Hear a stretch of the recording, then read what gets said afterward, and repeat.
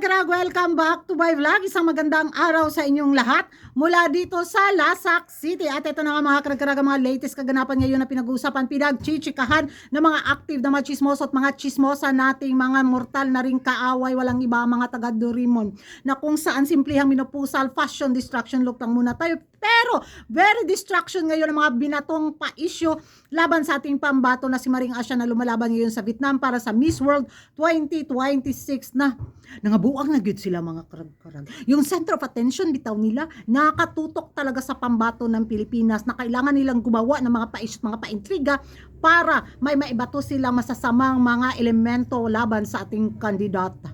Takot yarn. Yun talaga yung magiging reaction ko na makita ko bitaw yung mga kaganapan na pinagchichismisan. Hala ka, anyari.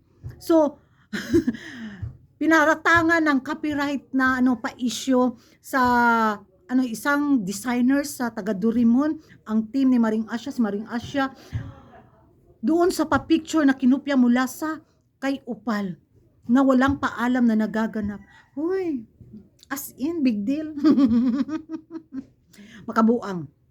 Well, kung siya yung nauna, karapatan naman siguro niya. Pero, talaga, eksena agad.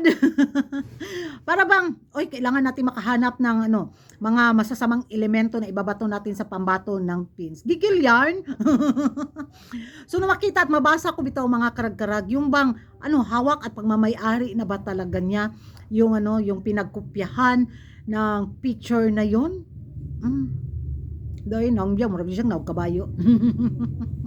Ito mga taga Doraemon ba, kung ano na lang bitaw maisip nila na, ay, galing to sa amin, ay, kinopya, ay, kapikat. Hindi sila para bang sabihin natin, mirror, mirror on the wall. Kopyadera biya kayo din silang dako mga karag-karag. Di ba? Ilang mga beauty queen din ang gumaya sa sa mga pambato natin, sa mga design din ng mga paibninggaw ng Team Pilipinas, di ba? Kung makapang-claim bitaw sila parang, ay, sila na yung the best. Habang tumatagal, lumalaki lalo yung ulo ng mga taga Doraemon. Yung bang, yung ilong bitaw nila napislat mampod, no?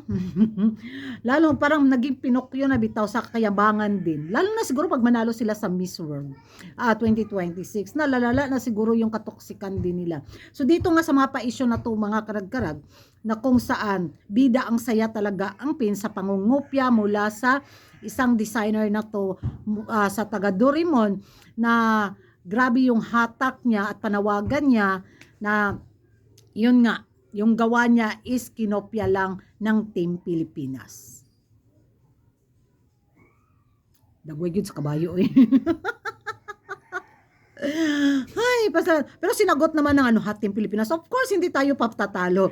So, base sa mga komentong nababasa ko sa social media, pag-inggit pikit, yun yung mga hanash din nila at banat din nila na gumawa sila ng eksena para masira yung momentum ng ating pambato sa Miss World 2026 kasi nga kinabahan na sila. Baka masiko na naman yung pambato nila sa Team Pilipinas. So, kung may mga pa-isyong ganito, bakit nilang hindi diritsuhin yung team ni Maring Asya ng Miss World Philippines, 'di ba? Na oy, ito yung nagawa ng team ninyo sa mga pagmamay-ari namin. So, dapat kausapin ng privately. Privately kuragan.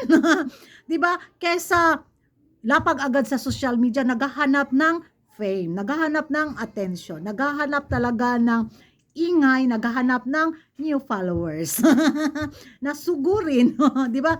Naghahanap ng mataas na engagement. Parang yun lang yung nakikita kong rason niya mga karag-karag. Kasi kailangan niyang umingay yung pangalan niya bilang isang designer. So, ay, okay, go. Why not? Gamitin natin ang pins. Ay, naku, lumang tugtugin.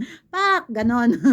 So, ewan ko sa inyo mga karag-karag kung ano yung magiging reaction nyo dito nga sa binintang ng Team Vietnam laban sa Team Pilipinas dito nga sa pangungopya. Sila kabalong mangopya. Parang full package na lang din. Kinopya na, pati pasarela. Wag kami, mga taga Doraemon.